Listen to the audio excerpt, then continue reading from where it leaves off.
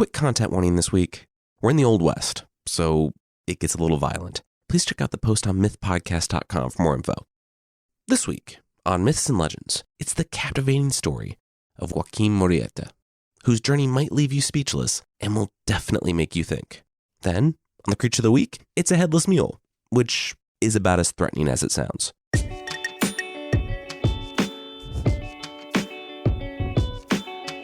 This is Myths and Legends, episode 116A, Alta, California. This is a podcast where I tell stories from mythology and folklore. Some are incredibly popular stories you think you know, but with surprising origins. Others are stories that might be new to you, but are definitely worth a listen. Today's story has an interesting history. It's from both the first novel published in the state of California and the first novel published by a Cherokee man and a Native American man. It was published in 1854, just a couple of years after the event supposedly took place, and for a long time it was widely considered to be a history of the famous outlaw. To this day, we don't really know what is the actual history and what is legend. It's all the more confusing because the author, John Roland Ridge, includes supposed eyewitness testimony in his account. Nearly 70 years after this novel's publication, it inspired the much more successful character by the name of Zorro, which, about 20 years after that, inspired comic writer Bob Kane, and making the little-known character of Batman. Today's story starts in 1849. The U.S. just ended the war with Mexico, and gold was discovered in the new state of California, driving people from all over. People like Joaquin Murrieta.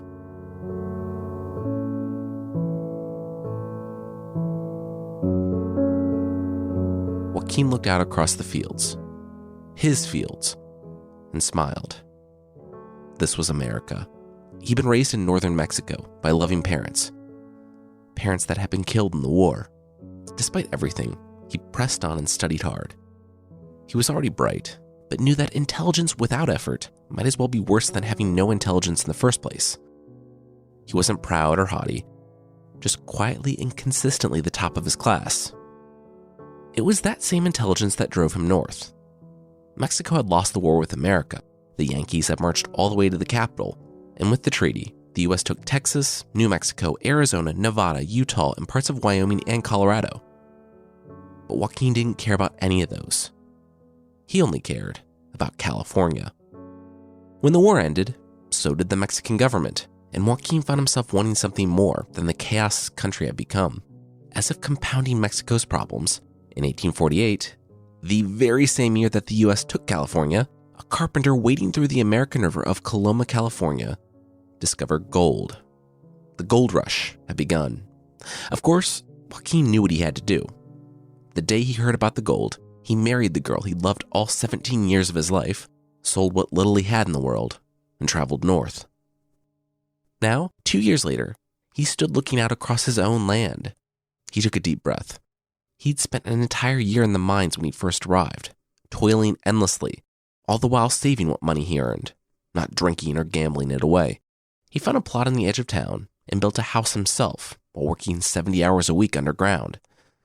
At last, his toil paid off. Soon, he would never have to enter a mine again. Well, not as a worker anyway. Today was the day. In a tin box beneath the floorboards of his house, he had finally saved enough money to buy a mine. His wife called him inside for dinner. Despite everything, despite times when it looked like it might not work out, like he had dragged his family from their homes in Mexico for nothing, she always believed in him. She believed in America, that with hard work and self-discipline, they could thrive. And they did. Joaquin looked back inside their cabin with a smile and said he'd be there soon. His gaze returned to the horizon. The sun had set over their land, the view falling dark for the night. He turned his head when something small caught his eye on the horizon. He squinted into the darkness and saw the torches.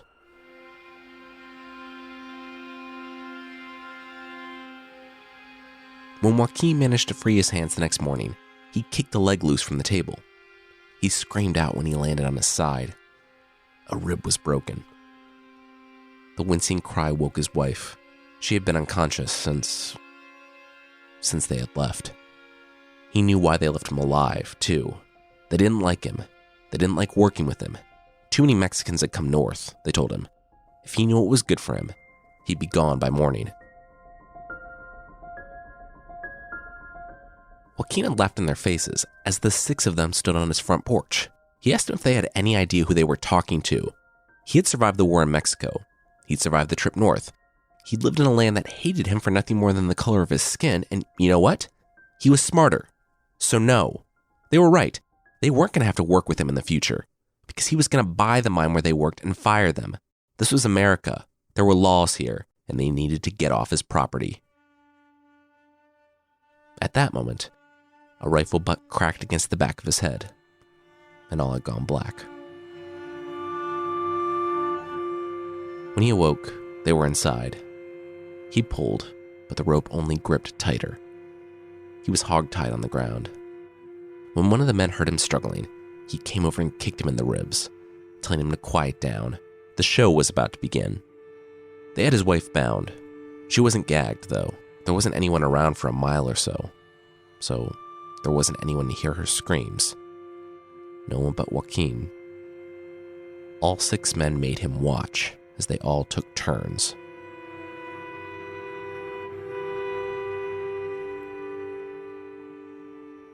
Joaquin pulled himself across the cabin, past the torn-up floorboards and the empty tin box.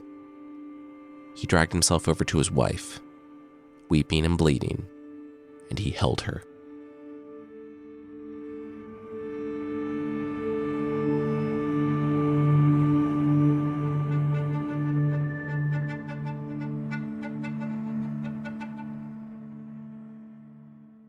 It hurt to pull himself onto the horse, to feel every bump as he rode into town. He helped his wife wash and lie down. There was something he had to do. California might be a new state, but it was a state nonetheless. This was a nation of laws. This was America. He was going to go to the sheriff. Joaquin had seen the offenders around the mines enough to identify them. They wouldn't get away with their crimes. Halfway into town, Joaquin met his friend, Joe Lake. Joe was riding toward him, yelling. He was supposed to be at work. What was he?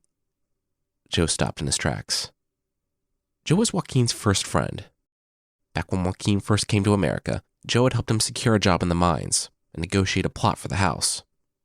If Joe was a little less cautious, Joaquin might even consider making him a business partner when it came to buying the new mine. Well, he would have, if he didn't lose everything the night before. Joe took one look at his friend and knew something was horribly wrong.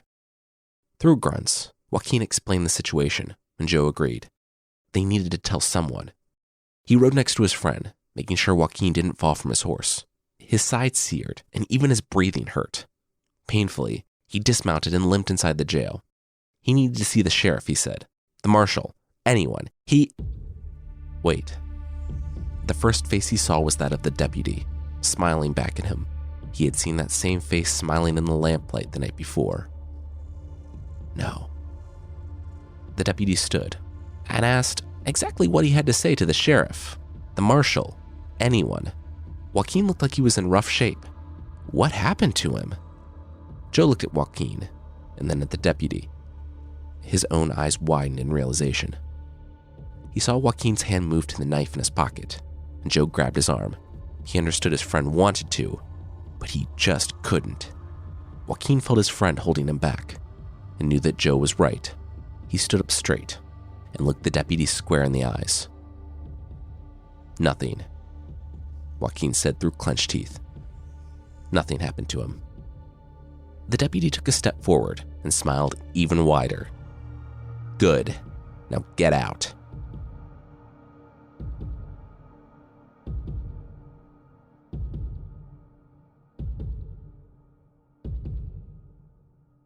Joaquin sucked his cigarette and slapped the car down face up. He smiled and collected their money. He and his wife had put their house up for sale the morning after the attack. It wasn't right.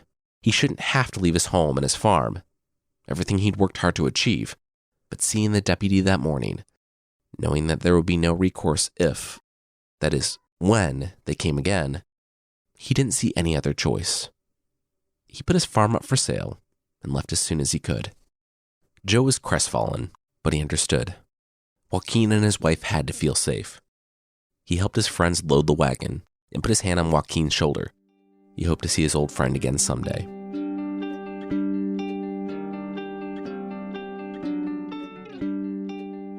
After that, Joaquin and his wife went north. He had a half-brother who made a living dealing Mexican Monte, who all but demanded Joaquin come work with him. Joaquin was smart, and the miners loved to gamble their hard-won gold, so it proved easy money. And Joaquin lost just enough that no one ever got too mad at him. Really, it was better than swinging a pickaxe, and in a few months' time, he was on his way to earning back all that was stolen from him. One night after work, he was visiting his half-brother and noticed it was getting dark. The brother remembered hearing about the attacks down south. He could see Joaquin looking out through the curtains. "Hey, how about you borrow my horse tonight so you can get home safe?" he offered. "That way, if any trouble happens, you can just ride away." Joaquin nodded in thank you and rode off into the night.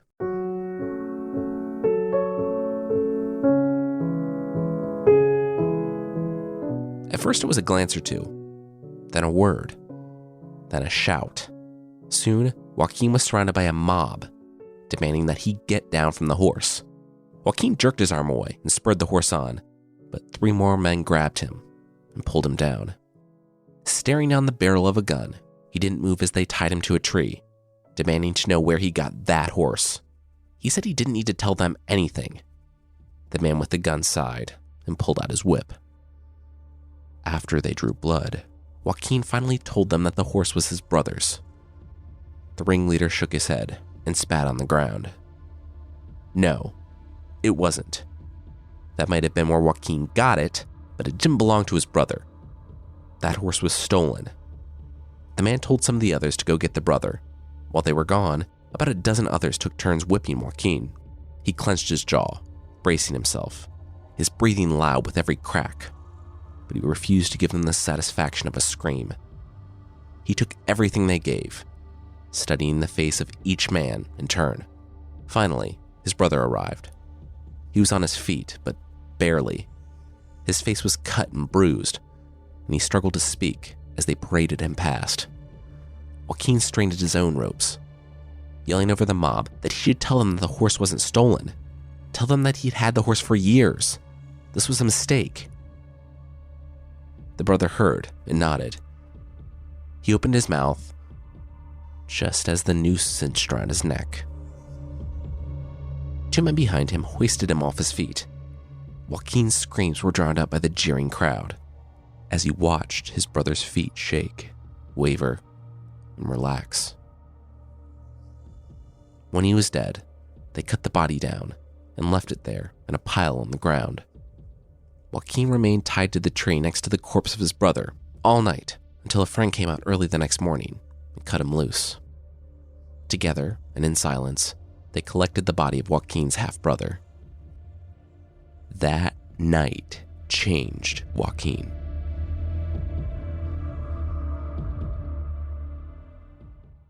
When he came to America, he believed in America.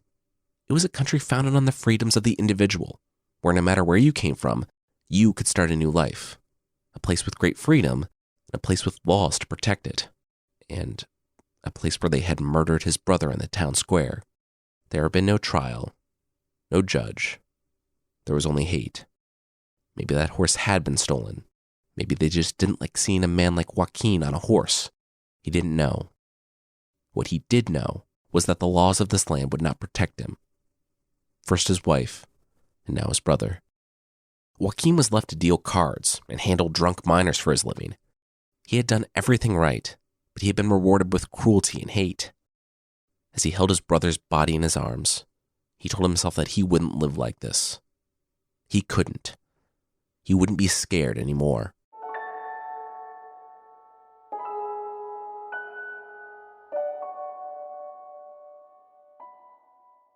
We'll catch up with Joaquin on his journey, but that will be right after this. All right, now back to the show.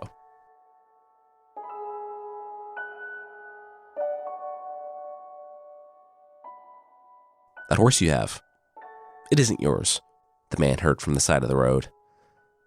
He slowed his horse to a trot and saw the man step free from the shadows. He squinted and laughed. He told the man brave or stupid enough to address him like that he should go back home. unless he wanted to get whipped again. Joaquin sighed. He told the man to get down from the horse and hand it over. That was his final warning. The man laughed again, and he put his right hand on his revolver and his left hand on his whip. That sounded like a threat. Joaquin shook his head. He wouldn't hurt the man. The rider said he knew. He had a gun and a whip and a horse. The brother of the horse thief was clearly unarmed. Joaquin shook his head. The man on his brother's horse should have let him finish. He wouldn't hurt the man, but they would. There was a rustling in the brush behind the man on the horse. A rope looped just below his shoulders, and his eyes widened, just as the rope pulled tight. The gun went off, but clambered to the ground. It didn't clamber quite as hard as the man did, though. Reyes caught the horse and calmed him, while three-fingered Jack and Claudio dragged the rider to the side of the road. He was kicking and fighting, but they had him. When Jack's knife went to his throat, he finally calmed down. Slowly, Joaquin approached until he stood over him. You know, when you push and push and push, when you not only take away any recourse people have for justice inside the law, but you turn the law against people, when you push someone so hard and take away everything they've worked for, everything they have, a funny thing happens. Suddenly, they have nothing left to lose. Joaquin nodded to three-fingered Jack. With the jab of his knife, the man on the ground stopped fighting. The disillusioned and displaced numbered more than just Joaquin and the few that had killed the man with his brother's horse. More and more men began dying. To the public, it appeared random, like bandits were murdering anyone they came across in the streets. But the few that saw the pattern recognized the victims. They were anyone that touched the whip or the rope on the day that Joaquin was whipped and his brother was hung. Then, with the word of a certain sheriff's deputy and a few others down south falling victim as well, Joaquin's revenge was complete. But now, Joaquin found that he had another problem. The horses. They had taken the horses of each man they'd killed, and now they had way too many horses. That's when an idea came to Joaquin's mind, an idea that would change his life forever. He sent the horses south.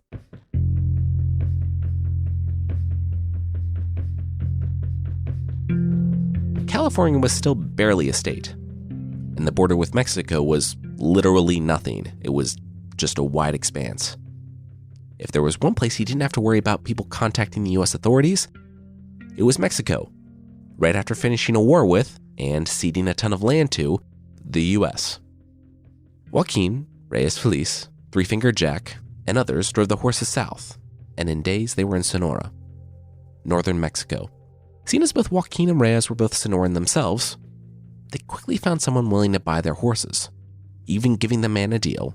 After that one job, Joaquin earned more than he did in 2 years working in the mines. The tin box? He had earned it all back. As he and his friends rode back north, Joaquin could feel the money bumping along at his side. Now, he had another choice to make. He could move somewhere and buy a mine. No one would ever know where the initial money had come from, and he could live the life that he and his wife had dreamed of. Then he remembered his wife. What had happened the last time he had tried to play by the rules? And then he thought of his brother, the flies beginning to gather as he swayed from the tree that night. Someone wanted his horse, so they took it. What if someone wanted Joaquin's mine? What was to stop them, other than the law, run by those who wanted him and his people to disappear? He had tried to do everything the right way, but he only met hate. Yes, Joaquin had a choice to make. A year later, Joaquin's wife asked him if he really needed to leave. Joaquin grimaced. Yes. Word came down from Gonzales that the ranchero was getting antsy, and he was going to leave with his cattle sooner than they thought. Joaquin and the others had to get out there, like now. He stepped from his tent into the chilly early spring air of Mount Shasta. Joaquin had found that he really liked saying his name. He liked people knowing who was the scourge of California. He wanted them to be afraid of him, like he had once been afraid of them. And as such, he had to move. Obviously, he couldn't commit crimes in broad daylight under his own name, and also have a mailing address. In the beginning, there were just whispers that it was Joaquin Murrieta stealing horses. This was actually helpful, too, because it connected him with people like Gonzalez. Gonzalez was a horse thief, and he was so good that sometimes he hit the same ranches over and over again. He taught Joaquin a better way than riding through the night guns blazing. Well, they would still need to do that, but this method would be a lot safer. Gonzalez taught Joaquin the art of blending in. Gonzalez would take jobs at ranches, learn where they were the most vulnerable, and hit them there. The rancheros barely paid attention to the workers, so as long as you put in like 10 minutes into changing your appearance, there was no way you could be found. It was the same way around town. Take Joaquin, for example. The man was already earning a reputation, and that was fine, unless it was attached to Joaquin's face. Joaquin shook his head. He wouldn't wear a mask. No, Gonzalez said that Joaquin misunderstood. The bandit of growing infamy. That was him. Let everything else be a mask. And so Joaquin did. He and his wife abandoned the small house they had built from Joaquin's card dealing days and skipped town. Somewhere between their home and the next town, they transformed into professional gamblers.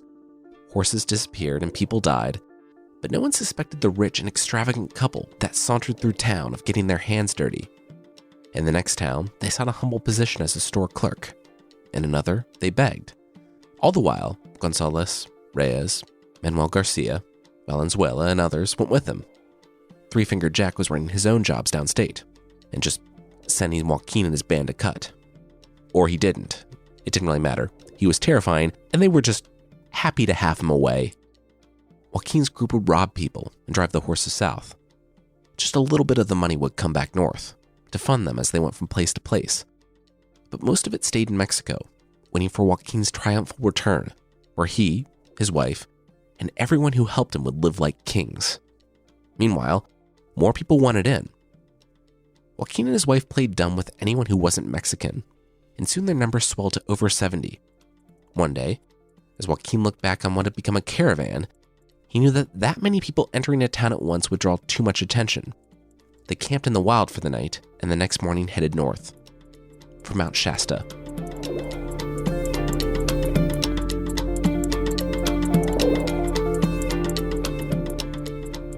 The Native Americans had it worse than the Mexicans, and, like Joaquin and his band, they were willing to fight.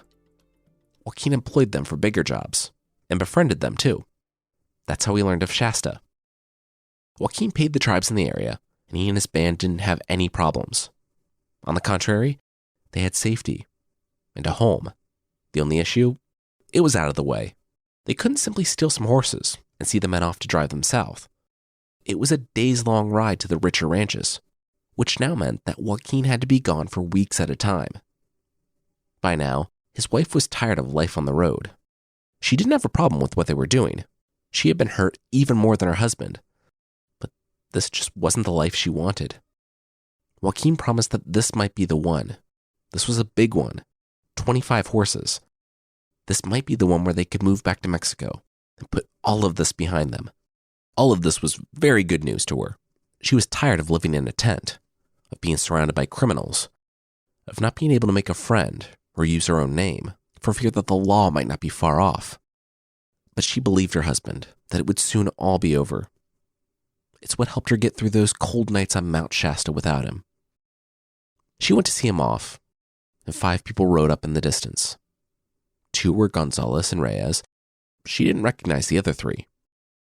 Joaquin said that they were new, kissed his wife goodbye, and left before she could ask any more questions. When they were all safely out of view of Mount Shasta, Joaquin pulled one of the new riders close, pulled off her disguise, and kissed her. It wasn't the shootouts, or the theft, or even the money that sucked Joaquin deeper into that life. I imagine it was that everyone knew his name. He probably felt that the people respected him, even if they only feared him. Safely holed up in Mount Shasta, he probably felt like he was untouchable. That's why, on the job for 25 horses, while in disguise as a field hand, he overheard 2 Americans going on about how, if they ever saw Joaquin, the famed bandit, they would shoot him dead on the spot. Reyes tried to stop him. Gonzalez said that this was not how you did the whole low-profile disguise thing, but Joaquin didn't listen. He jumped on the Americans' table, kicked their drinks aside, pulled out his own gun, and said that he was Joaquin, and if anyone was going to do any shooting, it was him. The story says that he just laughed his way out of the bar next, without hurting anyone. Needless to say, they were forced to abandon the job, and as such, they were now a little light on cash. The next day, Reyes looked down the road. Was Joaquin sure about this? Joaquin smiled. What was there to be unsure about? He was Joaquin Murrieta. Reyes grimaced. He knew they were tight on funds, but robbing just a normal guy, just some worker, that wasn't what they did. Joaquin said he knew. That's why he wasn't going to rob the man. Watch. Reyes watched Joaquin spur his horse on and ride up ahead of the traveler, sitting on his wagon. Hi there. Do you know who I am?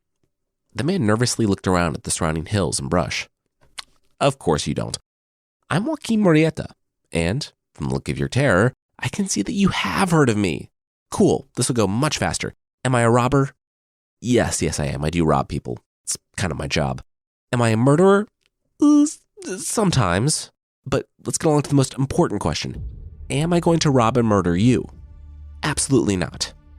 Joaquin could see the man was pulling all of his worldly possessions in a wagon. Joaquin said simply that he wasn't robbing the man, just asking for a loan. If the man gave Joaquin that loan, he would be very rich. If he didn't, well, why did it even matter what he would do? Who would do something so stupid when the opportunity of a lifetime was sitting right in front of him? Joaquin sighed. The man was sitting there frozen. Both men stared at each other for half a second before Joaquin lunged at the traveler, who was reaching for his gun. Joaquin gripped the man's hand and stared him straight in the eyes.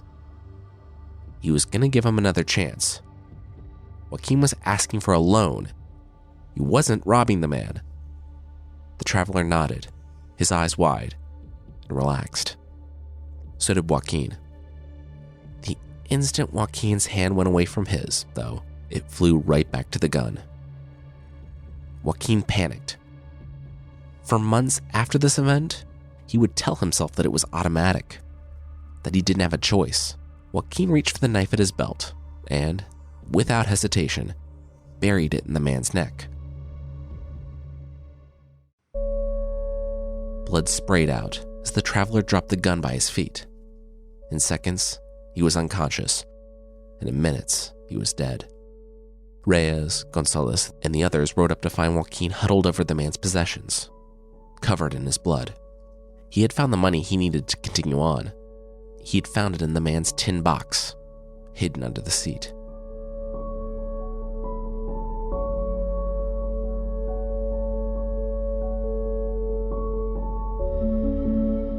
Captain Harry Love, which sounds kind of funny as I'm saying it out loud, strode over to the wagon. The man, a traveler by the name of Alan Ruddle, had his throat cut a few days ago. Bandits and animals had picked the wagon clean. But Love knew who killed Ruddle. Joaquin Murrieta. He had been following Joaquin for weeks, and by the look of Ruddle's body, Love wasn't far off. He looked on the horizon. He knew exactly where they were going. One ranchero, by the name of San Luis Gonzagos, harbored Joaquin and his gang. His place wasn't far away. Tonight would be the night. Love had been an express rider, or a U.S. mail carrier. If you're thinking that that's not a particularly impressive resume for someone charged with breaking up an organized crime syndicate, I should really add that he was a U.S. mail carrier in Mexico, when the U.S. was at war with Mexico. He delivered letters throughout an active war zone, sometimes going to scouts beyond enemy lines. When word surfaced that a new outlaw was stealing horses up north and driving them to Mexico for sale, Love jumped at the chance. He already found some of Joaquin's lower-level guys and made them talk. Now, he was hot on the trail of the boss himself. He bolstered his crew, telling them to try and keep up. Tonight was the night. His horses worked to a lather. He arrived at the Gonzagos ranch. Half his men went to get Gonzagos and keep him quiet. Love and his best men headed to the tents on the edge of the property. Quietly, they pulled out their guns. There were 2 tents. Love directed his men to the closer one, while he snuck over to the one by the fences. He crept closer, and that's when they heard the scream. Their 3 mistresses were all sleeping in the first tent, and the men were surprised as they were. Someone yelled out, "He's not here!" And Love bounded to the other tent, but it was too late. He ripped it open and saw that the back of it was cut open, likely by the same knife that had killed Alan Ruddle. In the distance, a half dozen horses were galloping off into the night. Love rushed back to his own, but his own haste in getting there had left them all exhausted. Joaquin and the others had gotten away.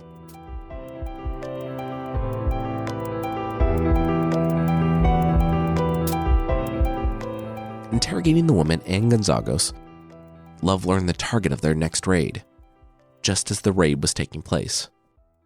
Joaquin's escape wasn't even the worst news of the night. They had made off with 20 horses from a nearby ranch. Not only did Joaquin escape the lawman, but he pulled off his biggest job ever, got away with it, and his mistress met him at the rendezvous point. Unfortunately, an hour after the reunion, the first arrow flew across camp. The people of the Tejon Nation, a tribe in the area, didn't care that a band of Mexican-born bandits were stealing American horses, but they knew the people who would care. And they knew what that information would be worth. For the low price of half of the horses that Joaquin and his band stole, Chief Zapatara and his people had only to apprehend the group and make sure they never stole a horse again. Zapatara and his men knew the country better than anyone, and so the moment the band stopped to rest after their heist, they made their move. Seeing as Joaquin and his men were spending some alone time with their respective mistresses, it was very easy to apprehend everyone. Completely robbed of not just the money he had stolen from Alan Ruddle, but the horses that should already be halfway to Mexico, Joaquin, his companions, and all of their mistresses were tied naked to trees, with the idea that if the animals didn't kill them immediately, the wilderness would get them eventually.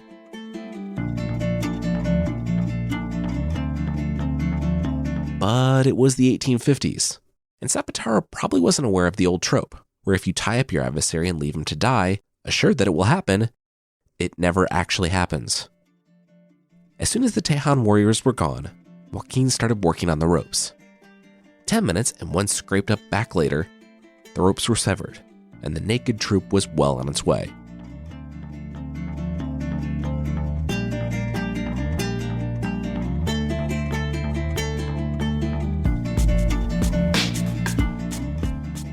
Again, Joaquin looked on the horizon.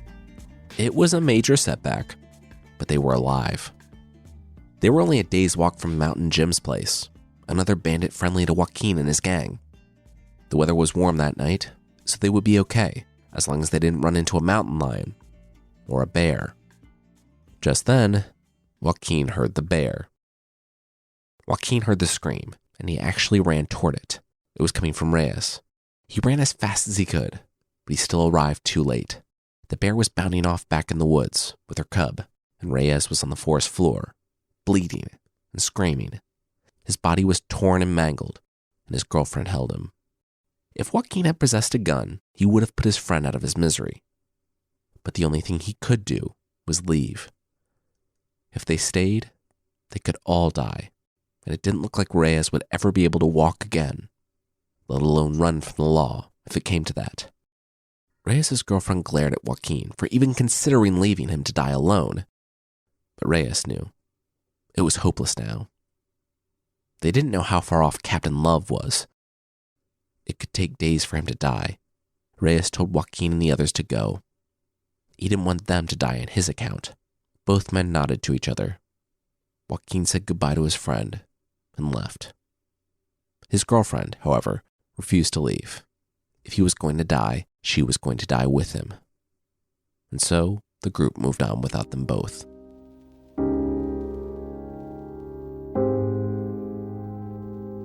Joaquin laughed the idea of Captain Love off.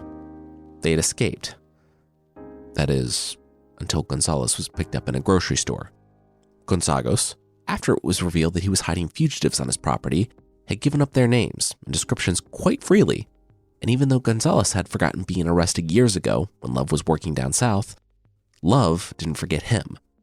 Gonzalez didn't even know Love had been watching him until he felt the gun on his head. Love was now the deputy sheriff of the very small and obscure Southern California town called Los Angeles. Joaquin and the others learned of the arrest a day later, and even though Love had a day on them, they could do it. They could overtake the lawman and get their friend back. The band hadn't been able to help Reyes, but they could help Gonzalez. The man was practically family. So they chose the fastest horses they could and took off for LA.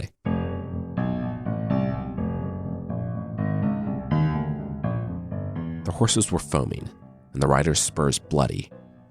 They hadn't let the animals stop once, but it had paid off. Love and Gonzalez were visible in the distance, and they were riding fast. They were about 10 minutes outside of town, and if they made it, Joaquin wouldn't have to deal with just Love, but the entire sheriff's department. His friend would be as good as dead. With new determination, they pressed their horses even harder and smiled. They were going to make it. Gonzalez was the first to hear hoofs and turned around in his saddle to find Joaquin and the others, his whole gang. They wouldn't let him hang. He was going to be all right. Riding alongside Love, Gonzalez laughed at him through the dust. Not only was Gonzalez not going to die, but their problems with Love were going to be ended too. Right outside of Love's town. He took another victorious look at his band, following close behind, and turned back to the deputy sheriff. But he found himself looking straight down the barrel of Love's pistol.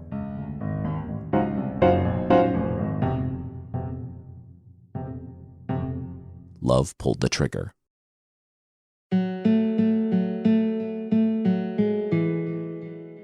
Still riding in hot pursuit, Joaquin and the others saw their friend's head explode, the shot echoing through the desert.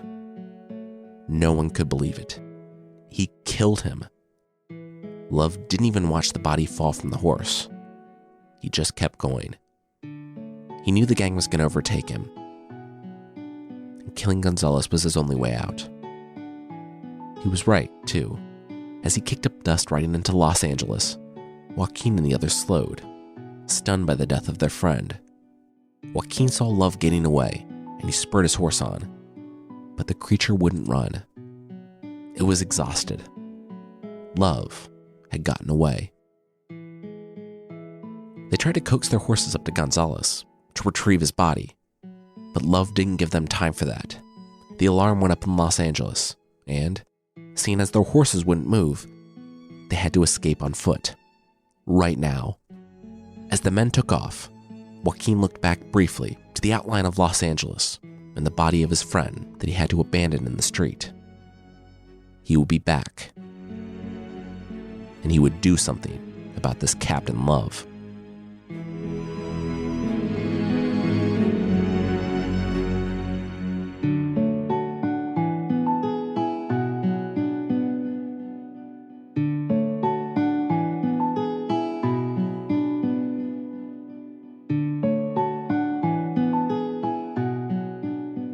Next week, Joaquin will catch up with old friends and new, and we'll see how his story ends.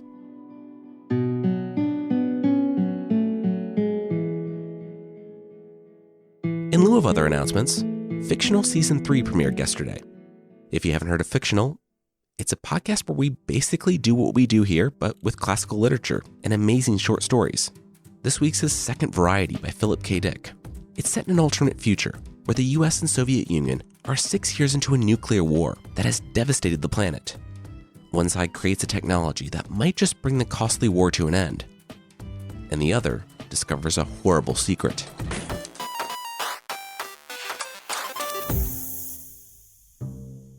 You can find Fictional by going to fictional.fm.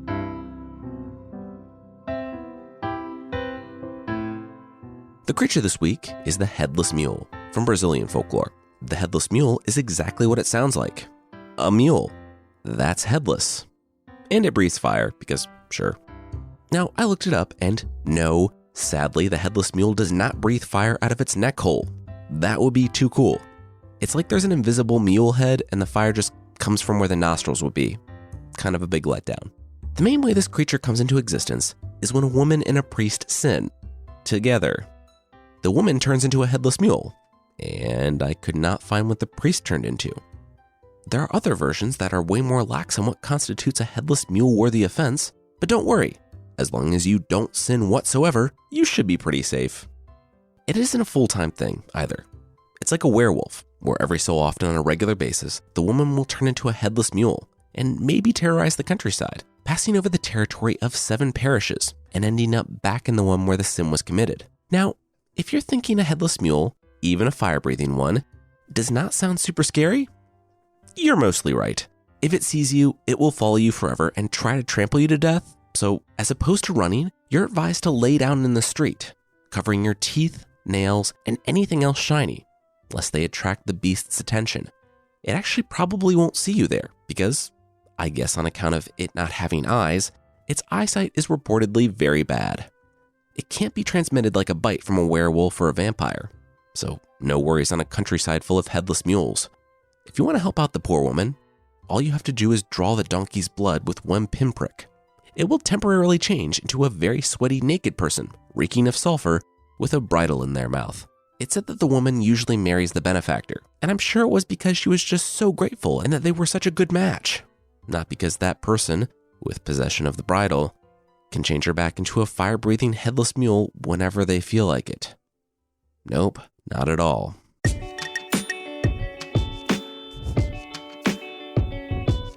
That's it for this week. The theme song is by the band Broke for Free, and the Creature of the Week music is by Steve Combs. There are links to even more music in the show notes, and today's episode was written by me, Jason Weiser, and edited and produced by Carissa Weiser. Thank you so much for listening, and I'll see you next time.